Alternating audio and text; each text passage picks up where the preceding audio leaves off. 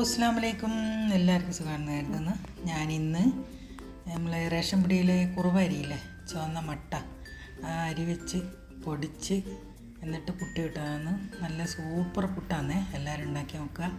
നമുക്ക് വെറുതെ കിട്ടുന്ന അരിയല്ലേ, നല്ല പൊങ്ങ് പോലെ ഉണ്ടാവും. ഈ അരി പൊടിച്ചിട്ട് നമ്മൾ അന്നേരം പൊടിച്ച് മിക്സിയിൽ പൊടിച്ചെടുത്തിട്ട് കുഴച്ചിട്ടാക്കിയാൽ മതി.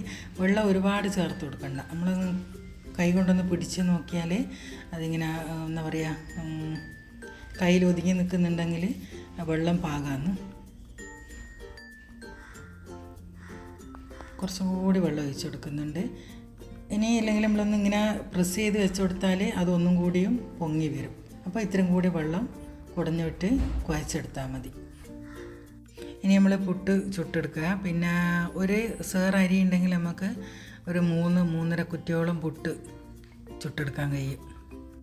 നമുക്കിവിടെ 1.5 കുറ്റി പുട്ട് മതി, അതുതന്നെ ധാരാളം. പിന്നെ പഴം ഉണ്ടായിരുന്നു, കുറച്ച് പുട്ടും പഴവും ആക്കി പുട്ട് ചുട്ടെടുത്തിട്ട് വാഴൻ്റെ ഇലയിൽ പൊതിഞ്ഞ് വെച്ചാൽ നല്ല ടേസ്റ്റായിരിക്കും. ആ ഇലേൻ്റെ ഒരു ടേസ്റ്റും കൂടി ഉണ്ടാവും. എല്ലാവരും ചെയ്ത് നോക്കുക. Bye, thank U.